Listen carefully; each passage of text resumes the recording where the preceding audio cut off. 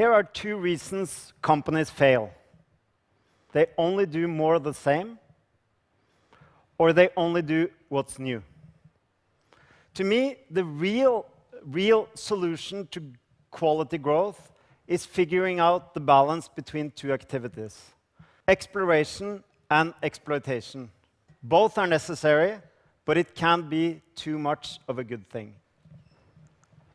Consider Fawcett. I'm actually old enough to remember them. Fawcett was a fantastic company. They were born deep in the Swedish forest, and they made the best mechanical calculators in the world. Everybody used them. And what did Fawcett do when the electronic calculator came along? They continued doing exactly the same.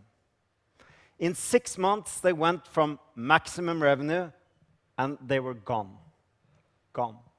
To me, the irony about the Fawcett story is hearing about the Fawcett engineers who had bought cheap, small electronic calculators in Japan that they used to double-check their calculators.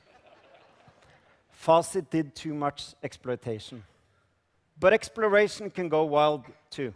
A few years back, I worked closely alongside a European biotech company. Let's call them Oncosearch. The company was brilliant. They had applications that promised to diagnose, even cure, certain forms of blood cancer. Every day was about creating something new. They were extremely innovative. And the mantra was, when we only get it right, or even, we want it perfect. The sad thing is, before they became perfect, even good enough, they became obsolete. Oncosearch did too much exploration. I first heard about exploration and exploitation about 15 years ago when I worked as a visiting scholar at Stanford University. And the founder of the ideas is Jim March. And to me, the power of the ideas is its practicality. Exploration. Exploration is about coming up with what's new. It's about search, it's about discovery. It's about new products, it's about new innovations. It's about changing our frontiers. Our heroes are people who have done exploration. Madame Curie, Picasso, Neil Armstrong, Sir Edmund Hillary, etc. I come from Norway. All our heroes are explorers, and they deserve to be. We all know that exploration is risky. We don't know the answers. We don't know if we're going to find it, and we know that the risks are high. Exploitation is the opposite. Exploitation is taking the knowledge we have and making good better. Exploitation is about making our trains run on time. It's about making good products faster and cheaper. Exploitation is not risky in the short term, but if we only exploit, it's very risky in the long term. And I think we all have memories of the famous pop groups who keep singing the same songs again and again until they become obsolete or even pathetic. That's the risk of exploitation. So if we take a long-term perspective, we explore. If we take a short-term perspective, we exploit. Small children, they explore all day. All day is about exploration. As we grow older, we explore less because we have more knowledge to exploit on. The same goes for companies. Companies become, by nature, less innovative as they become more competent. And this is, of course, a big worry to CEOs. And I hear very often questions phrased in different ways. For example, how can I both effectively run and reinvent my company? Or how can I make sure that our company changes before we become obsolete or are hit by a crisis? So doing one well is difficult. Doing both well at the same time is art, pushing both exploration and exploitation. So one thing we've found is that only about 2% of companies are able to effectively explore and exploit at the same time, in parallel. But when they do, the payoffs are huge. So we have lots of great examples. We have Nestlé creating Nespresso. We have Lego going into animated films, Toyota creating the hybrids, Unilever pushing into sustainability. There are lots of examples, and the benefits are huge. Why is balancing so difficult?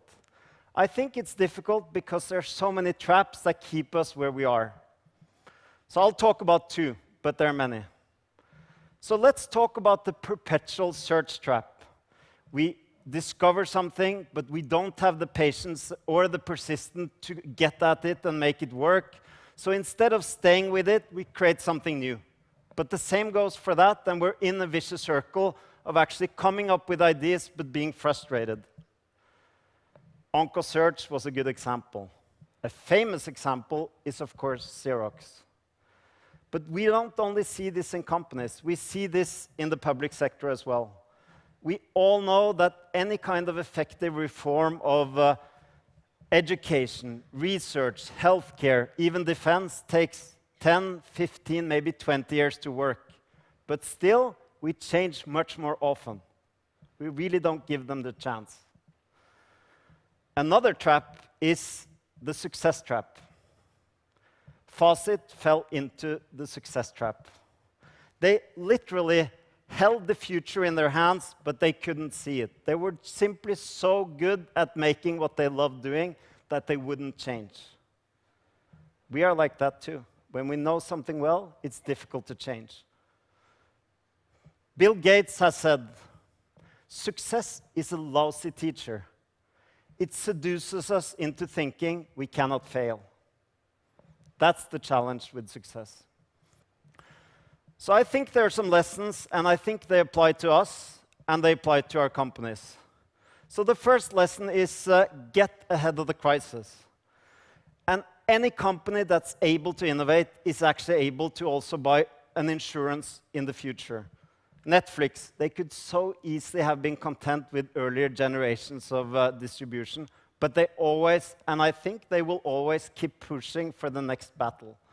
I see other companies who say, "I'll win the next innovation cycle, whatever it takes." Second one, think in multiple time scales. I'll share a chart with you, and I think it's a wonderful one. Any company we look at, taking a one-year perspective and looking at the valuation of the company, innovation typically accounts for only about 30%. So when we think 1 year, innovation isn't really that important.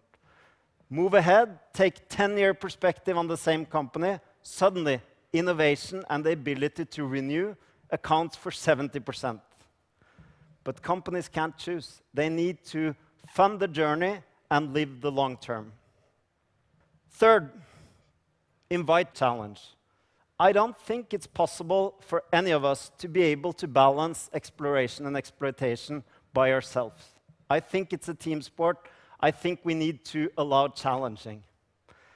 I think the mark of a great company is being open to be challenged, and the mark of a good corporate board is to constructively challenge. I think that's also what good parenting is about. Last one, be skeptical of success.